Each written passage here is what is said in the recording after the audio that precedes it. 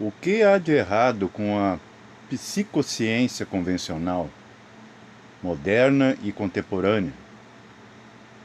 A falha da linguagem corporal e as intenções reais, o complexo psicanalítico e a pseudoeducação. Primeiro vamos começar pela educação, né? Aluno vem de bebedor de leite. Vejam só. É aquele que absorve quando não pode, por si, ir atrás do próprio sustento. Se confunde a educação com se passar tradições. Há muita coisa a ser ensinada que se torna supérflua na vida prática do candidato, que será descartada como se nunca tivesse existido. Todo pai, educador, tratador, deveria primeiramente ter um mínimo de conhecimento de causa, um básico de holismo e de psiquismo, que seja deixar claro por que a criança deve aprender aquilo. Mas criança não tem escolha, segundo eles. São apenas condicionadas. Por que não resolvem nossos problemas? Qual a dificuldade de nos interpretar se estudam tanto sobre nós? O problema real do ser humano, quando ele será descoberto? Quando passamos a pagar tantos impostos e caras consultas, esperando soluções? É muito engraçado como tudo funciona e isso não configura controle. Muito menos manipulação. O que é isso? O que se aprende na escola é importantíssimo. Por que, por exemplo, um futuro psicólogo, psiquiatra, psicanalista precisa estudar horas trigonometria, geografia, história? Não estudam nem mesmo, fora de escolas iniciáticas, a história da dada da mente. E o que dizer da matemática? Para que serve para alguém que estuda a psique? Já que só lhe bastava entender as neurociências. Até a biologia aprofundada seria mais viável a sua área. Muitos psicoclínicos, psicoterapeutas, que seja, confundem uma carência de magnésio, por exemplo, com depressão. O que os colegas nutricionistas os desmentiriam na mesma hora. Há certas ocupações que lembram muito a de cobrador de ônibus. Você se lembra? É um passado recente, foi descartado como profissão. Para que serve quando há um motorista que, ao passar por uma parada de ônibus, deve parar o veículo, obrigatoriamente, para embarcar passageiros? Ele pode perfeitamente cobrar a tarifa e ainda dirigir. Imagine que quem esteja adoecido mentalmente, seja imaginativamente ou clinicamente realmente constatado, se seguisse o mesmo exemplo. Mas tem gente graúda, entre aspas, que batalha para você continuar dependente. Lembram dos padres das igrejas que você frequentava quando criança? Só entra no céu se o padre te redimir com perdão. Você desde sempre terceiriza a sua vida. E não há só o complexo de vigário salvador. Há também o complexo de psicólogo. Você conhece isso? O próprio psicólogo deveria ser tratado. Eu vou dizer para vocês porque você vai perceber que isso já lhe aconteceu.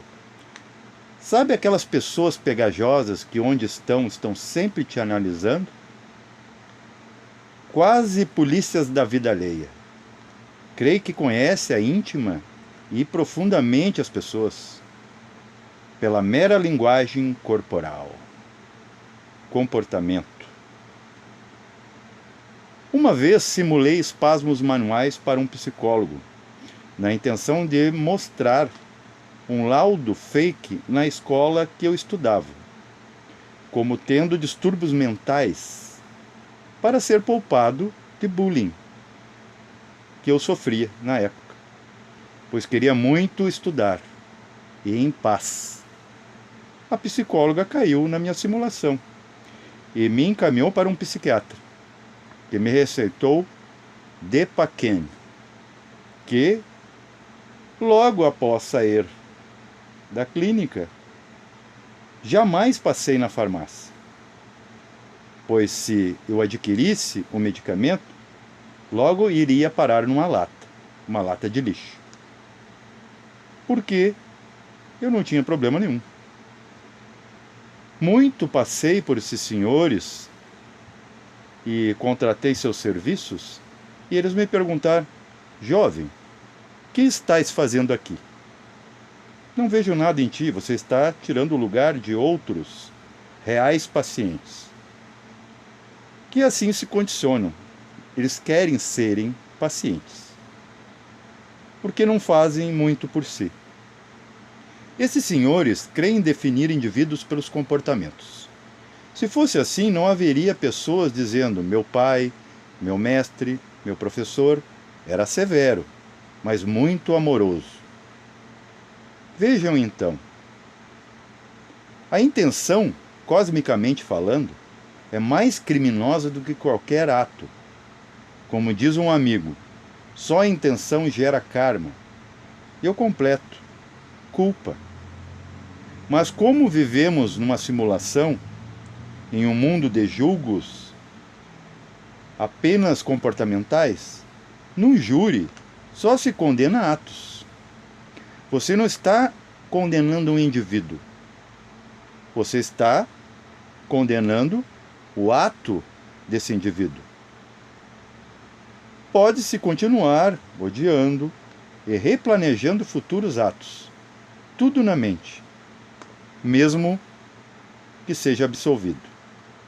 Que para muitos a imagem falará mais que 1000 palavras. Quem vê cara não vê coração. Mas isso não é creditado por estes. Então, se alguém crer ser estúpido, se preocupar com as intenções, por que não seria com um comportamento que pode ser simulado o tempo inteiro? Imagine você saber o que há na mente potencialmente criminosa de cada um. Aquele mal médico, dentista, psicólogo, sacerdote, guru. Veja o que esses ditos profissionais de saúde mental dizem. Que o comportamento fala sobre o elemento. Mas, para serem ditos psiclínicos ou psicoclínicos, por que a mediunidade psíquica não é avaliada como eficaz também? A polícia americana, por exemplo, hoje não trabalha sem a consulta e o auxílio dos psicomédios. Voltando ao psicólogo, psiquiatra, psicanalista e o próprio psicoterapeuta, cujo eu faço parte dessa área. Eu também questiono a mim mesmo, senão eu estaria falando aqui. Imagine um policial que nunca usou armas, ou desconhece o uso destas, ou teme uma arma. Imagine um médico que nunca se defrontou com vísceras e sangue, Então, como um ser que nunca se defrontou com a psique, e eu abro parênteses, alma, fecho, deve ser considerado psicólogo, psiquiatra ou psicanalista? Se ele é tão objetivo. A alma não é a pauta do academicismo. No que a mera observação externa da personalidade expressiva pode falar de tudo do fator íntimo, oculto de um ser. Uma pessoa jamais expõe tudo sobre ela mesma, mesmo as mais sinceras. Por quê? Porque ela mesma não sabe tudo sobre ela. Ela também não conhece a sua psique, apesar de pensar e sentir.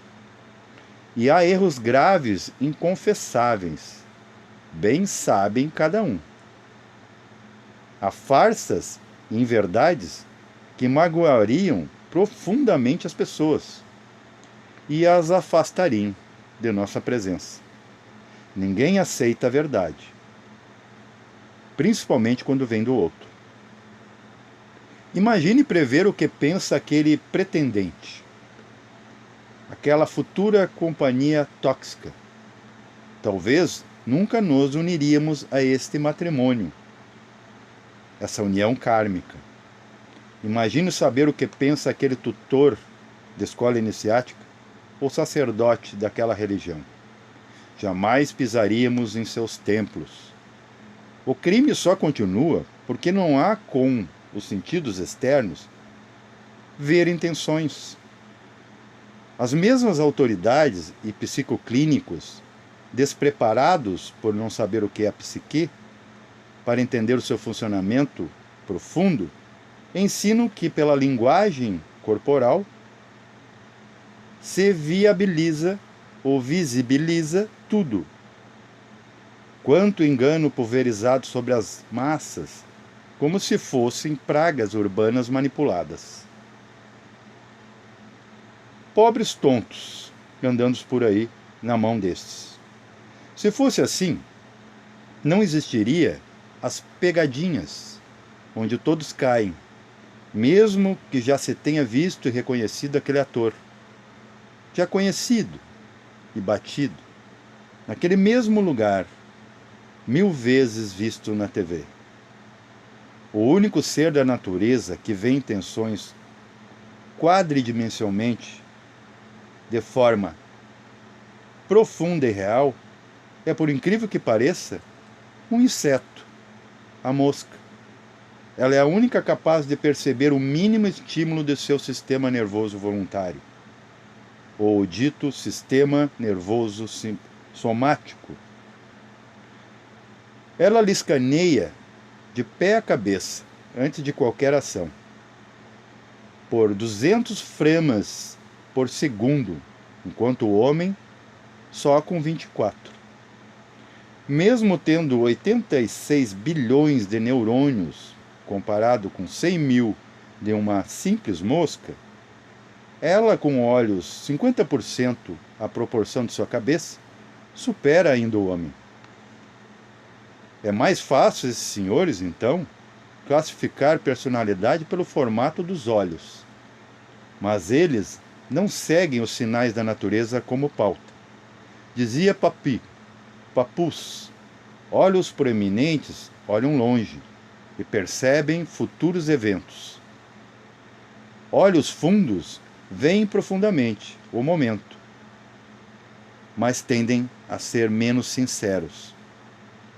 Já os olhos proeminentes têm o costume de se envolver na vida alheia.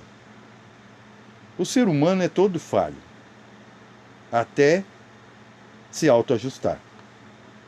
O que esses senhores de ciência não sabem é que o ser humano que eles querem consertar vem à vida com validade, como tudo. Não há conserto para algo que não existia sem o problema a se resolver.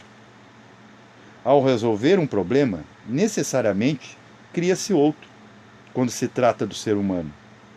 Tapa um buraco com a terra cavada de outro. Para poupar energia, criamos carros para estender distâncias, ao mesmo tempo que abreviamos nossas vidas tragicamente. A própria ciência médica já entrou em apuros ao tentar solucionar problemas de saúde. Ele desconhece a causorum das próprias doenças que eles se ocupam. O corpus insano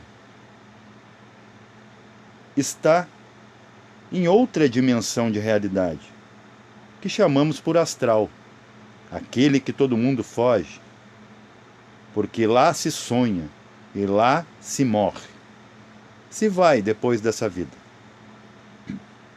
Toda doença cria um coração bombeador de causa, ou seja, um miasma, um centro de controle que alimenta constantemente o problema. Quando a gente usa de um símbolo, ele corta as veias alimentadoras dessa energia disruptiva já na raiz. O medicamento só vem mais tarde para que resolva aquilo que já saiu do controle. Quando, por exemplo, educamos as crianças a serem educadas, a não falarem tudo o que pensam, criamos engole-sapos. E isso é muito favorável no futuro, porque isso gerará um problema. Mas também, se deseducarmos nossas crianças, dizendo para elas que elas devem ser espontâneas o tempo todo, elas terão problemas com a lei civil. Isso, em ambos os casos, a longo prazo, ou talvez até médio, se não curto, desenvolverá problemas psíquicos. Porque o ser humano é confuso de natureza. Ele não sabe ao certo como pensar, sentir e agir. Aí o que acontece? Vai se parar ou num divã, ou numa clínica, manicômio, ou não muito dificilmente num cemitério. O que acontece, por exemplo, na realidade do suicídio, né, o autocídio. São pessoas que não conseguiram lidar com isso. E esses senhores nunca dão uma resposta conclusiva, definitiva, para esses seres que estão perdidos em si próprios. Aí alguém, nesse interim, resumirá economicamente assim: você está passando por um trauma, ou no mínimo um estresse. Siga a linha amarela. Lá estará a solução. Claro, anestesiado, solucionado está, pelo menos aparentemente. Todo o mal humano, ele é a própria causa do ser humano. Vejam bem. Isso, inclusive, é o karma de alguns divinos muito próximos ao homem, hierarquias muito baixas, próximas da nossa realidade imediata, que, ao criar uma camada em torno de uma mente pensante, a ocultou. Então aqui se vive de forma perdida. Não conseguimos confiar nos nossos próximos. Nunca sabemos o que está acontecendo nos bastidores de cada um e aonde estamos nos metendo. Há quase uma maldição na condição humana de perecimento. Parece que para que esse mal, que é só humano, tenha um fim, por bem ou por mal, breve ou derradeiro.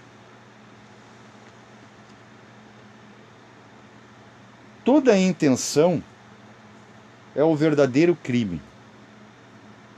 Por isso que o crime não acaba.